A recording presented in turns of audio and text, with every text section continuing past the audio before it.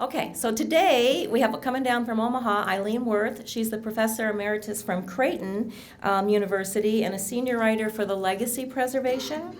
She has a new book called The Women of Omaha, The Women Who Built Omaha, and she has a wealth of knowledge as a prior journalist from the Omaha World Herald. She has a lot of stories for us, and she'll be available for some questions afterwards. She also has some of her books here that she'd be happy to sign for you, so those books are available for purchase, and of course always check them out at the library. So with that, I'm going to turn it over to Eileen, and thanks again for coming. I almost never stand behind a podium because I am altitudinally challenged. So, you'll have to bear with me if I sort of, and particularly you nice cameraman. Thank you, Leslie, so much for inviting me. I am absolutely delighted to come down and join you. I thought, oh my gosh, what am I going to tell all these Lincolnites who have no interest in Omaha? But I'm going to pretend that all of you do. And I want to talk, it's February, which I know is Black History Month, but I'm leaping ahead a month towards March, which is Women's History Month. And so I want to kind of use that as my framework, because you in Lincoln probably have the situation that we did in Omaha before I wrote my book, which is to say, if I were a betting woman, I would bet that you don't have a lot of Lincoln women in your Lincoln City histories. And since Women's History Month is coming up next month, I would encourage all of you to start thinking about the women of Lincoln and what they have contributed to build this city. And for somebody to start gathering these stories. Because what I found in Omaha, as I will be telling you in just a minute, is the women of Omaha have done incredible things. And I think that's true of women just about everywhere. So I'm trying to start a little grassroots movement to get women to tell their own stories and those of other remarkable women. So just kind of bear that in mind as I talk. Now, I want to take you back to the 1930s. And I'm going to put you on a bus, and we're going to go up Highway 6. Remember that the interstate didn't exist yet. And we are going to go to my city of Omaha, where I've lived since '69. I went to UNL, by the way, and my daughter is in town, so I'm not unfamiliar with Lincoln. But I'm putting you on this bus, and you're going to go to the very gritty, blue-collar city of Omaha. Now, for those of you who come up to see us with some regularity, you know now about our multi-zillion-dollar riverfront and all the corporate headquarters and all the cool downtown stuff. But in the 1930s, it was really a pretty ugly town. You had smelters on the river, you had the Union Pacific locomotive shop. In South Omaha, you had what locals called the smell of money. From the packing houses and so forth. During the Depression, Roosevelt's WPA decided that writers needed to eat just as well as people who built bridges and paved roads and so forth. So they had a writer's project, I'm sure that it did Lincoln as well as Omaha, that did these tourist guides to the city. And when I was researching this book, I came across the most wonderful quotation. It said, of course Omaha is a man's town. We all know that. And I'm going, well, if I were an outsider and I were looking at this town with a bar on every other corner, and my friend David Bristow from History Nebraska wrote a marvelous book called A Dirty, Wicked Town. Prostitution was a major industry. I probably would have described it like that too. But what our writers did not think about they didn't know about, was what the women of Omaha quietly were doing at the same time. So we're back in the 30s. Okay, and this is when my favorite character in the book, a marvelous, incredible woman named Rachel Gallagher, decides she's going to transfer from Omaha. Okay, Sarah Jocelyn, whose husband had run a newspaper preprint business. For those of you from small towns, you'd see the columns and the cartoons and stuff that were sort of syndicated, and they would be sent out. Well, anyway, the Jocelyn's did that, and they became Omaha's richest family. And after her husband died, Sarah Jocelyn controlled all the money. And she had fallen in love with the arts and realized how little Omaha had in the way of arts during the Trans-Mississippi Exposition of 1898. So she finally gave Omaha an art museum, Jocelyn Art Museum, and she paid for every penny of this out of her own pocket. Now, that was about $4 million when it opened in 1935 or 36, forget which. So we have Sarah Jocelyn giving Omaha a decent art museum. All right. We had a young Russian Jewish mother, immigrant mother, who had persuaded a guard in Siberia to let her go get something, and then she sneaked her way. She came into Omaha, well, she came to Iowa, and then she moved to Omaha, and she opens this little furniture store downtown. We all know how that turned out. Mrs. B and the opening of the Nebraska Furniture Mart. In African-American North Omaha, another young woman and her husband opened a community newspaper for African Americans, the Omaha Star, Mildred Brown. Now, this was really important because at the time, the Omaha World Herald, and most other newspapers probably similar, but the World Herald, on which I worked for 11 years, would only carry stories about African Americans if they involved crime or athletics. And Mildred Brown decided she was going to start carrying pictures of African American young women who were going to get married and engaged. And community news, the dances and the church functions and the lodges and all of this stuff that a small town paper would carry.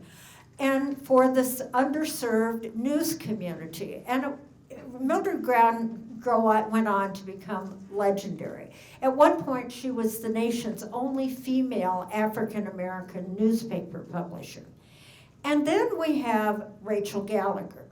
Rachel Gallagher had moved to Omaha when she married her husband, and he was from a wealthy family. They owned a wholesale food business that eventually, butternut coffee was one of their products. And eventually Coca-Cola bought them. Well, Rachel was young, hyper-energetic, and bored. And so she, in the public library, and by the way, I have devoted much of my life to the Omaha Public Library, so I absolutely love Bennett Martin, and I'm delighted to be back here. But she checked a book out of the Omaha Public Library about urban planning and about city beautification. And all of a sudden, a spark was lit, and she decided her mission in life was to beautify Omaha. And she looked around and said, yep, this town could sure use that. So she got herself named vice president of a city beautification league, and she started going to every meeting of any kind that she found in the paper. And maybe it was an Eagles Lodge in South Omaha. She would come and talk about city beautification. She became obsessed with the Omaha parks. So she devoted the rest of her life to improving Omaha by improving our parks.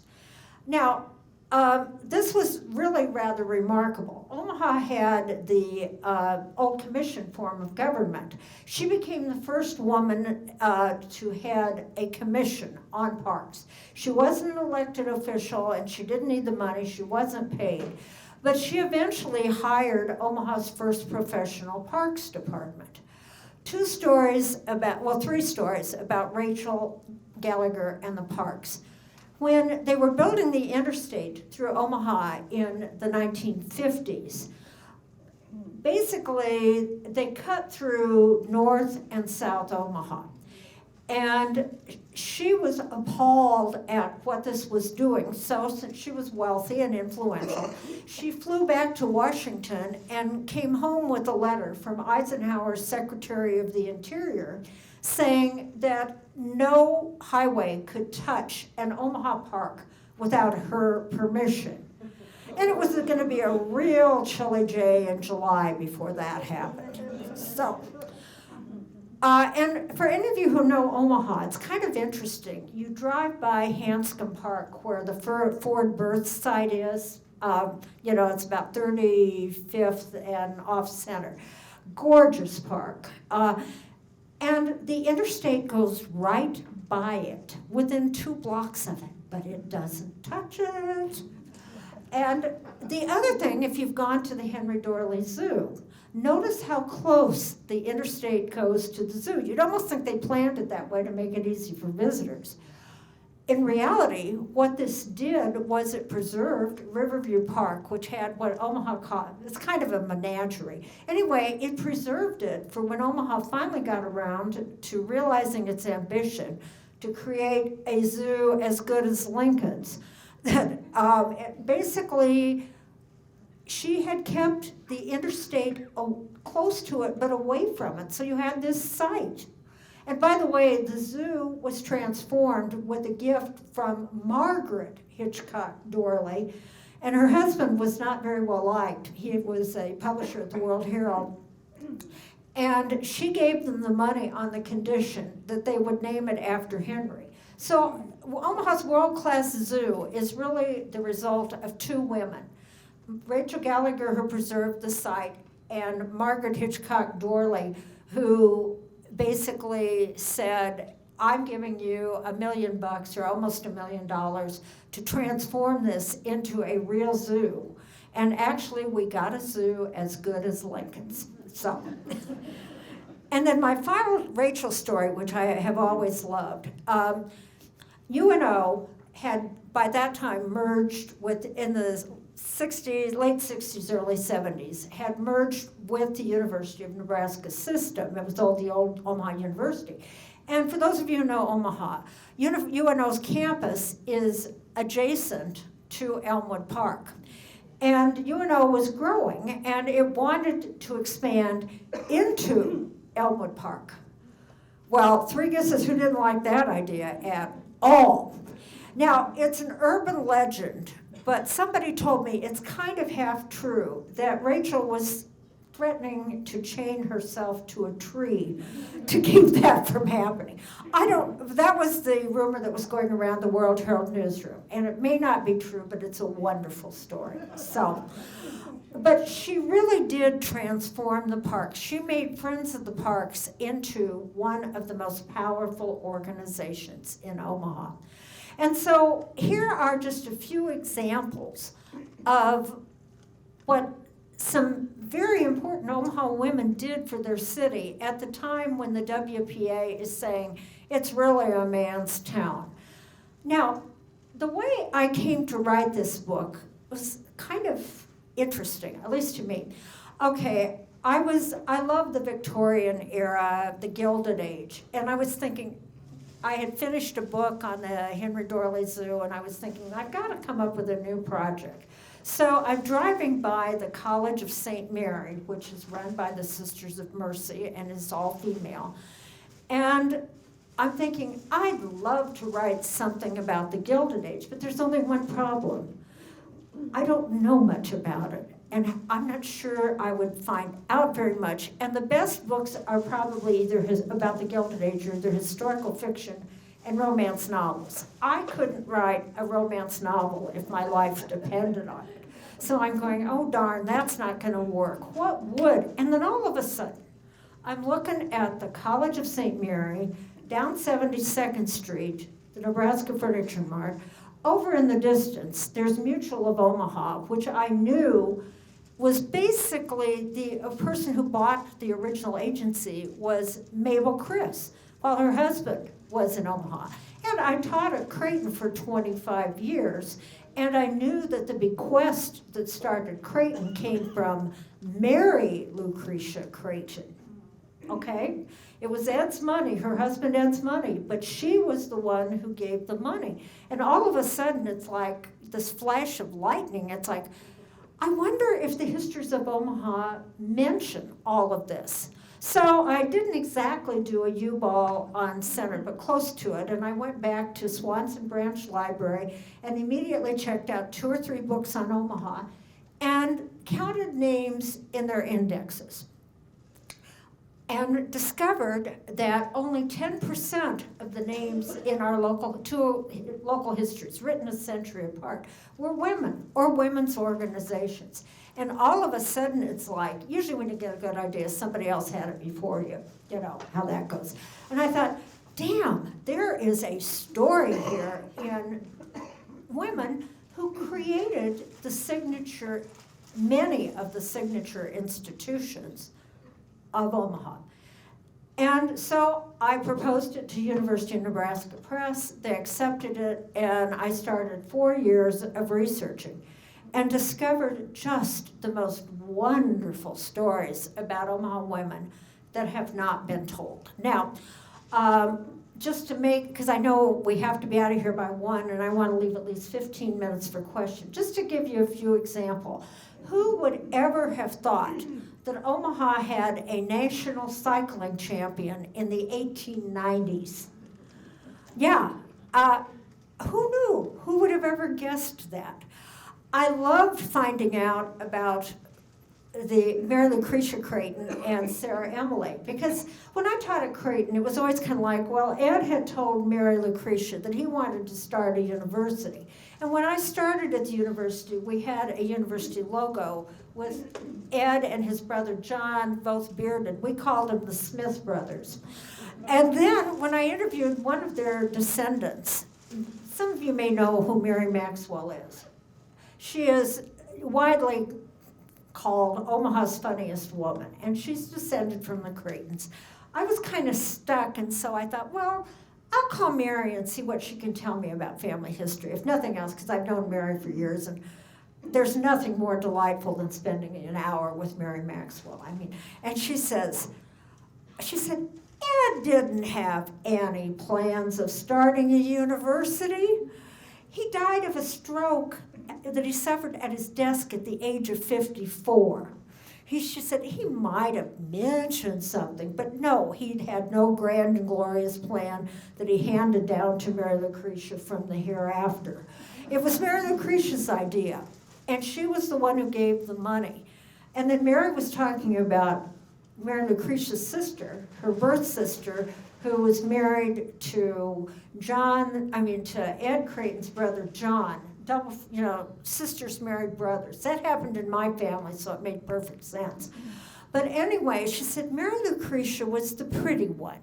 She was the one that all the descendants are named after. She was also Omaha's first philanthropist. Ed would give her $25 a day, and she would go down to the Bottoms, which is where the Open Door Mission is in East Omaha and the state prison. It's always been the poorest part of Omaha. But she would take her little horse and buggy, and Ed would give her $25 a day, which is about $500 today. And she would just give it to poor people who needed it. But anyway, Mary Lucretia was that kind of person. Her sister, Sarah Emily, if you see the pictures of them, is formidable. And Mary Maxwell tells me, Sarah Emily was the one who got things done. And so the more I started reading, Sarah Emily and her husband John and the Bishop of Omaha were the ones who really created Creighton and turned it into a science-oriented university. But from Mary Maxwell, I learned, and this is a good tip to those of you who might want to do some women's history, go to the family members. They know these wonderful stories that you won't get anyplace else. So whenever possible, as I was researching this book, I tried to talk to relatives of the women I was writing about. It's a great way to find the personal stories of women especially. So we have Creighton was founded, like I say, essentially by women. You had women who, our first woman I'll talk about the cover. Betty Abbott was our first woman on the city council. And her sweatshirt says 6 and the single girl. Now, there is a rich history of suffrage and women in politics. Lincoln's suffrage history is quite different than Omaha's. In Lincoln, you had something like 16 or 17 temperance societies, because temperance was often kind of the way women got involved in suffrage. In Omaha, we had a bar on every other corner, and a lot of the opposition to women's suffrage in the state came from Omaha.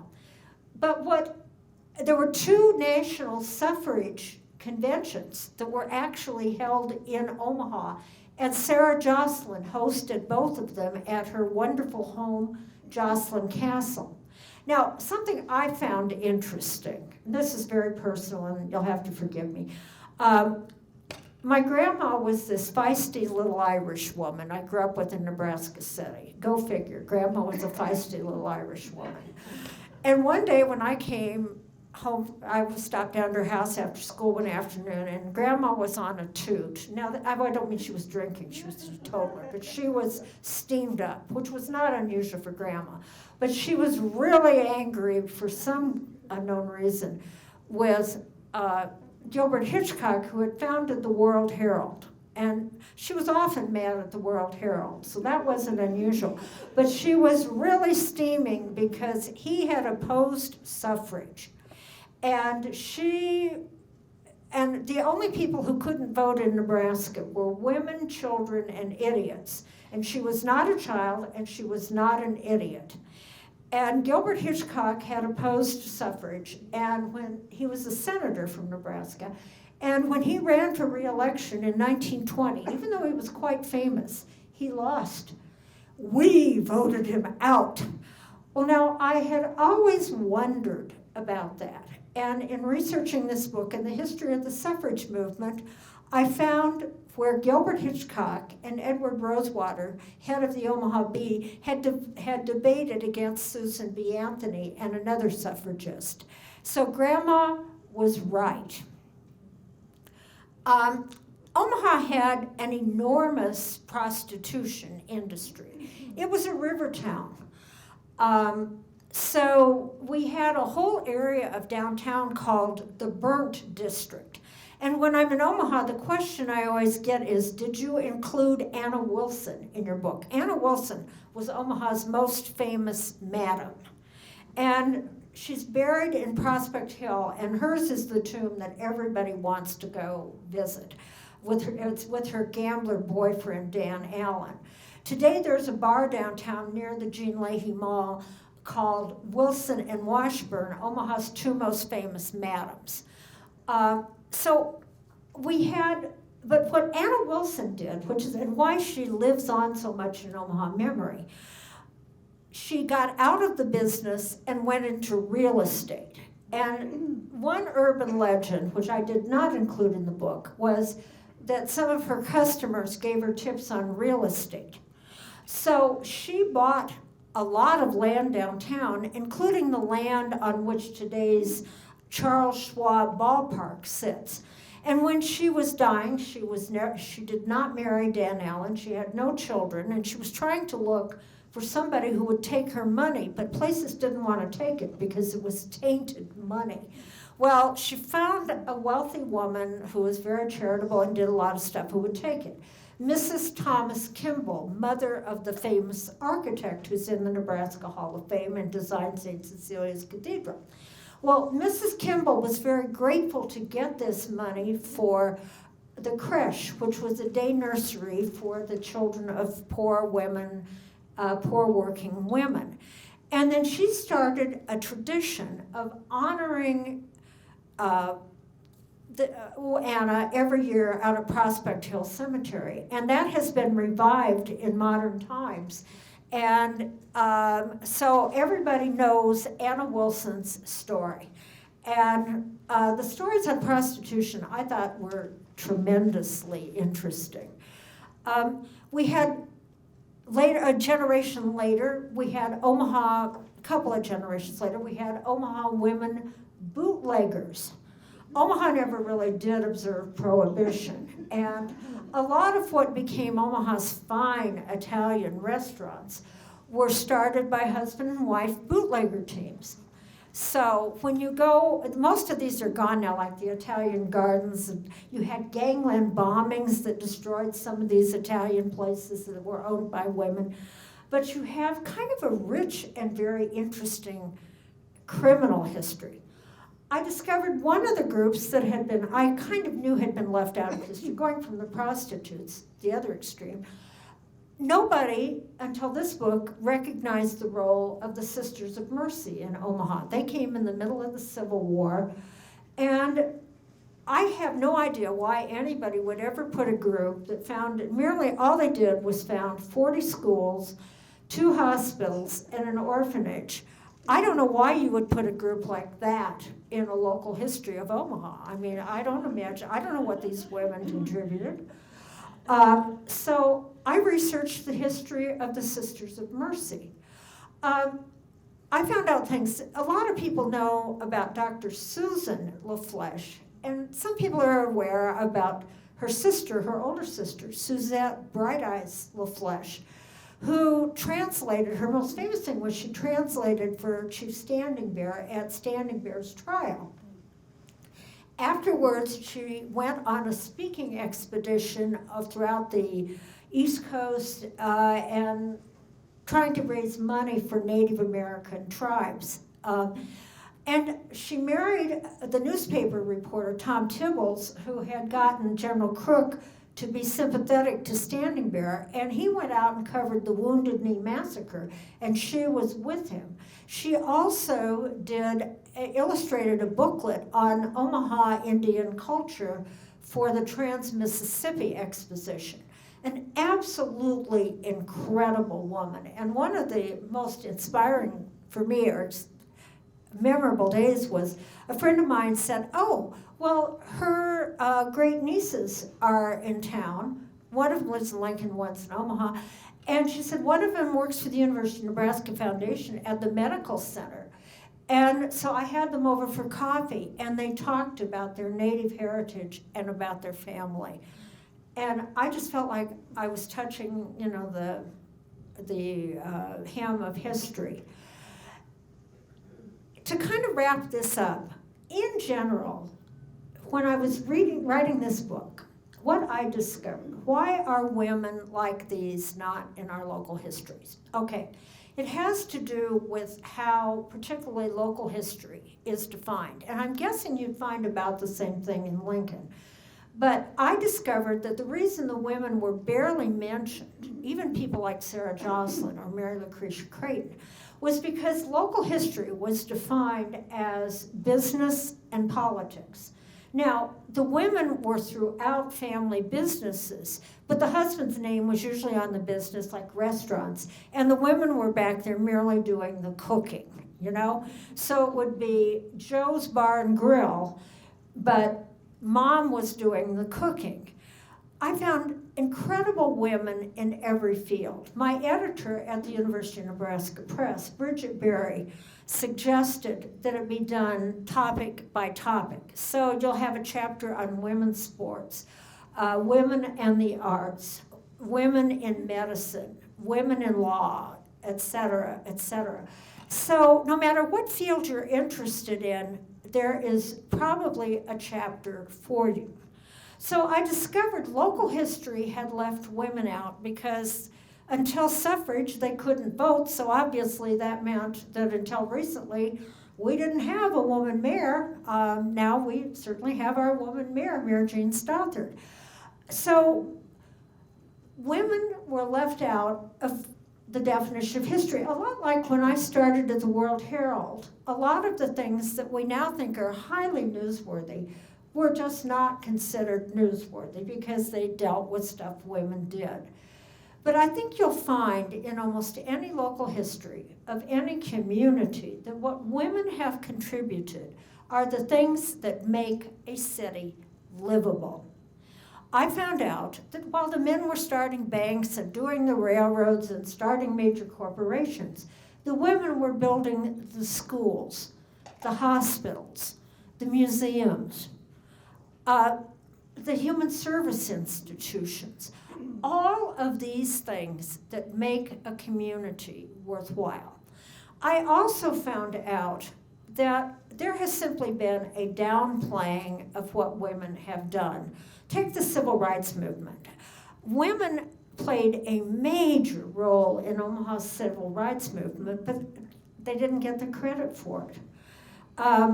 Nebraska recently elected Malcolm X to the Hall of Fame. Guess how the Malcolm X birth site came into being? It was because a woman, Rowena Moore, heard him speak and was inspired by him and realized he was born in Omaha, and she wanted to find out more about his Omaha connections. Well, what she found was that her family owned the land and the house in which his family had lived and where he was born.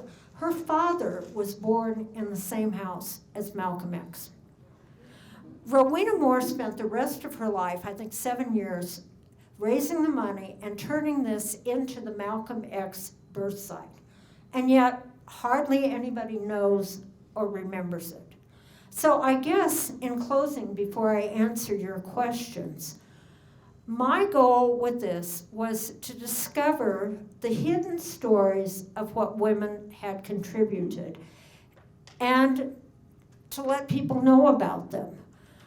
To let people know that Omaha and any other city, I mean, I'm sure there are more women in Lincoln who have contributed to the city than Louise Pound. And you all know that Willa Cather went to school here. But I'm guessing you would find amazing teachers in the Lincoln Public Schools. Like I found the only woman principal of Central High, and my good friend who's Madam Central High in Omaha, barely knew about her. I had to dig it out by going through 25 years ago today in the World Herald. You really have to work at finding the history of women, but if you do, it is an incredibly fun and rewarding adventure.